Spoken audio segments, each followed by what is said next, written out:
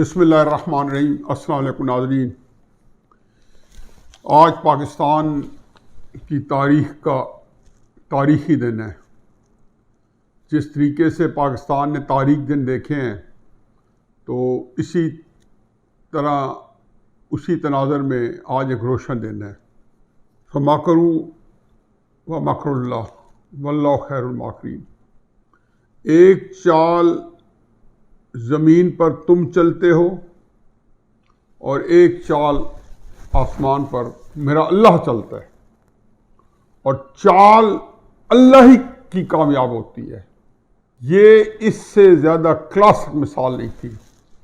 Trump card, ترک کا پتہ، اس عمران خان کا بھیانک دور آج قانونی طور پر دم توڑ چکا ہے۔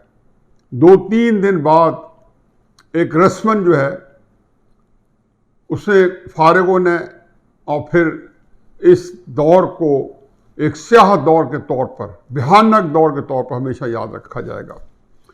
وَتُعِزُّ مَن تَشَاءُ وَتُذِلُّ مَن تَشَاءُ بِيَدِكَ الْخَيْرُ إِنَّكَ عَلَىٰ كُلِّ شَيْءٍ قَدِيرٌ۔ اے اللہ تو عزت دینے والا، تو عزت دینے والا ہے۔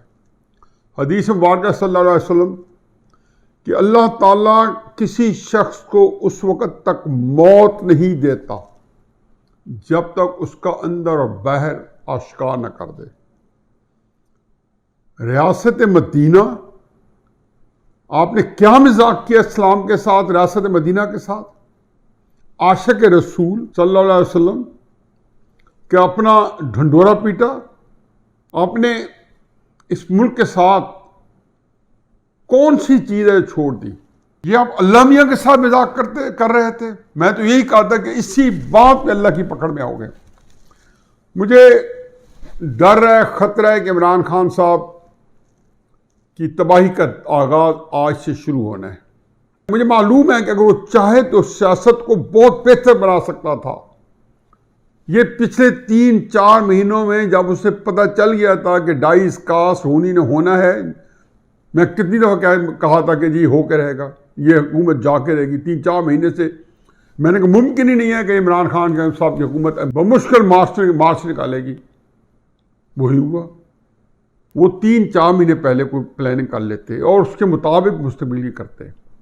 یہ ایک آسان پاکستان نہیں تھا۔ کرتوت آپ ہی کی تھے، وارداتیں آپ ہی کی تھی، لیکن اس تگ و دو میں آپ نے ایک طریقے سے جھوٹ سے پاکستان کو تباہ کر کے اسلام کے اوپر پاکستان کو ایسا ذوق پہنچایا ہے کہ اب کوئی بندہ اسلام کا نام لے گا وہ آپ کے تناظر میں دیکھے گا۔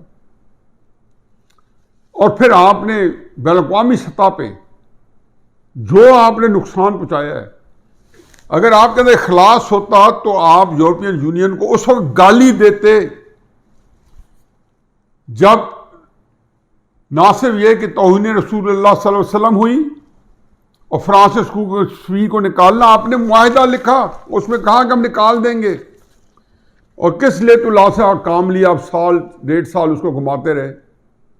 اب جب اپنے پاؤں جلے ہیں تو خواہ مخواہ کوئی وجہ نہیں ہے یورپین یونین کو گالی دینی شروع کر دی۔ آپ جب ٹرمپ کے پاس گئے مئی 2019 میں تو کوئی آپ کو فرق نہیں پڑا۔ آپ آئے، آپ نے کہا میں ورلڈ کپ جیت کے آ رہا ہوں۔ کشمیر کے ثالثی کے لیے ٹرمپ کو رکھا۔ جون، جولائی، اگست، پورے 3 مہینے، بلکہ 3 مہینے نہیں 2.5 مہینے بعد انڈیا نے کشمیر ہڑپ کر دیا۔ کوئی حساب دینے والا نہیں ہے۔ میں کہتا ہوں کہ وہ تو خیر میں کارنامے گنوں جو اس ملک کا باجا بجا ہے، اقتصادی طور پہ، معاشرتی طور پہ، یہ تو دہرانے والی بات ہوگی، لیکن یہ بڑا بھیانک دور ختم ہوا ہے۔ میں اس کے اندر بے شمار چیزیں کہہ سکتا تھا۔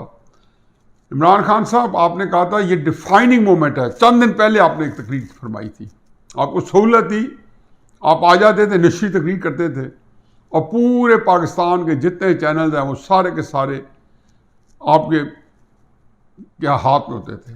آپ نے کہا ڈیفائننگ مومنٹ ہے۔ میں کہتا ہوں حقیقت ہے کہ آج پاکستان کا ڈیفائننگ مومنٹ ہے۔ میں سپریم کورٹ کو خراج تحسین پیش کرنا چاہتا ہوں کہ بہت پریشر ہوگا۔ ابھی آپ سوشل میڈیا پہ دیکھیں، جو یہ کہتا ہے کہ ہم اداروں کا احترام کرتے ہیں، ابھی جنرل باجوہ کو گالیاں جو تھی جو غلیظ زبان نے استعمال کی جنرل باجوہ صاحب کے بارے میں، اور باقی مسلم لیگ نے بھی احتجاج کیا ہے، ان کے بھی اختلاف رہے فوج کے ساتھ، اسٹیبلشمنٹ کے ساتھ. یہ زبان استعمال ہوئی ہے جو آپ نے کی ہے.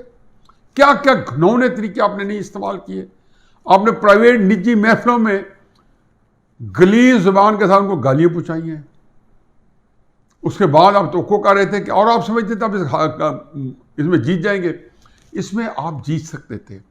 ابھی بھی مجھے یقین ہے کہ اگر آپ کے پاس کوئی عقل اور شعور کی ٹیم ہوگی تو ابھی بھی سیاست آپ کر سکتے ہیں. آپ ختم نہیں ہوئے.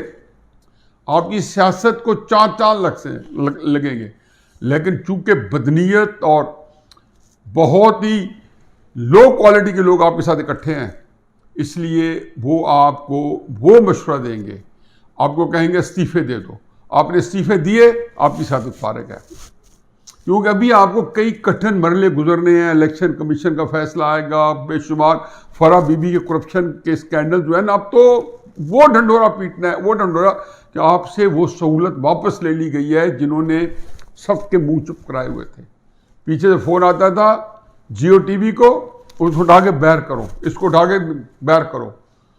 میں آج تک وہ دن نہیں بھولا ہوں کہ جب 25 جولائی کی شام کو جیو ٹی وی کے اوپر الیکشن رزلٹ ہم دے رہے تھے تو ہمیں 8 بجے کہا گیا کہ عمران خان صاحب کی فتح ڈکلیئر کر دو، اور کچھ بھی اس کے اپوزٹ آر ٹی ایس کا ذکر ٹی وی پہ 4 6 مہینے 8 مہینے 9 مہینے کرنا کسی بھی چینل پہ ناممکن تھا. خیر تو لیکن آپ نے کرنا نہیں ہے. اس لیے آپ کی سیاست جو ہے مجھے لگتا ہے کہ ابھی آپ کے اوپر آپ کو اس کی وجہ شاید یہ بھی ہے کہ آپ نے جو 3.5 سال گزارے اور اس سے پہلے جو 5 7 8 سال آپ نے جھوٹ فریب مکر آپ نے وہ کام کیا اس اقتدار کو حاصل کرنے کے لیے. میرا نہیں خیال کہ یہ چیزیں لاسٹ کرتی ہیں. آپ نے لوگوں کو انتہائی احمق بنانے کی کوشش کی. بہرحال سپریم کورٹ کو خراج تحسین، اللہ تعالیٰ اجر عظیم دے. ان میں سے کئی ججز ہیں جن پہ مجھے بڑے میرے ریزرویشنز تھے. ان کے کئی فیصلے ہیں کہ جو میں سمجھتا تھا کہ وہ ابھی بھی سوہانے روح ہیں ان فیصلوں کے اوپر، لیکن آج کے فیصلے نے ان کے بہت سے گناہ دھو دیے.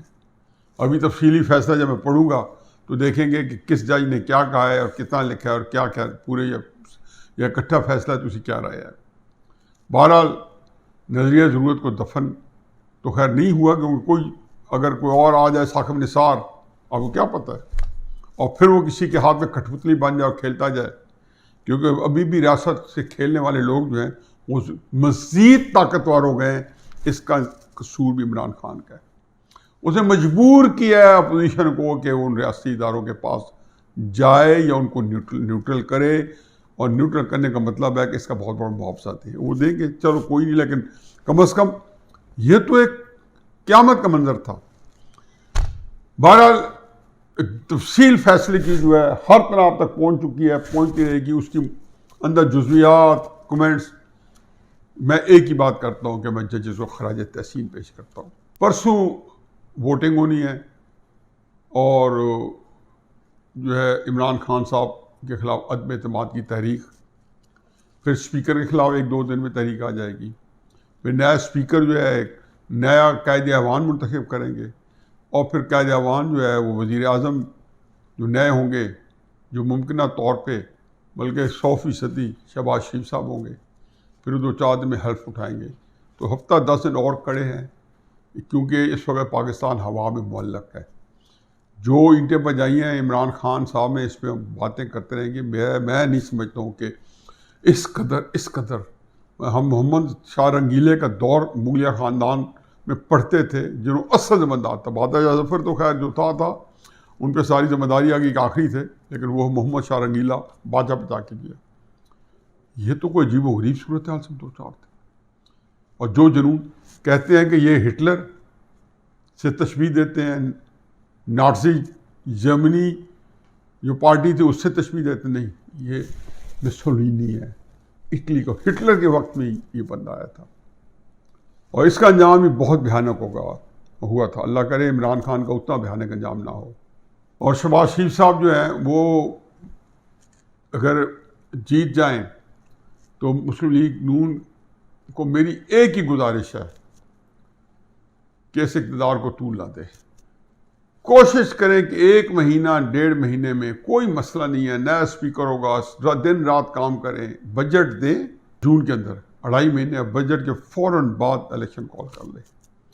بجٹ سخت نہ دیں، چاہے بھلے سے کچھ بھی ہو، IMF کچھ کہتا رہے، کیونکہ آپ کو امریکہ کے چنگل میں امریکہ جو عمران خان پھنسا گئی ہے 2014 سے دھرنے دے دے کے، اور 2016 میں 17 میں 18 میں چائنا کے اثر و رسوخ سے ختم کر کے سی پیک بند کرا کے جو گیا ہے، آپ نے سی پیک شروع کرانا ہے ہر صورت میں. یہ آپ کی اٹموسٹ ذمہ داری ہے. امریکہ نے سب سے پہلے یہ دیکھنا ہے کہ آپ کیسے کرتے ہیں، کیونکہ اس وقت وہ ایک ناجائز الیکشن سے آیا تھا، اس لیے ان کی اور ساری جو سلانے والے ان کی مجبوری تھی امریکہ کی بات ماننا. آپ کے لیے کوئی بات نہیں ہے. اگر چین کو پتہ چلا اور ان کے بعد جو حکومت جائز ہوئی، سیاسی استحکام ملک کو آ گیا، تو بہت ساری چیزیں چین آپ کی، جنہوں نے ان حالات میں، جب کہ آپ نے چین کے ساتھ بہت زیادتی کی، 3 ارب آپ کے پاس پیسے رکھاتا رہا ہے، آپ کو آپ کے ریزرو میں کرتا رہا ہے، چین بعد میں بھی یہ کرے گا.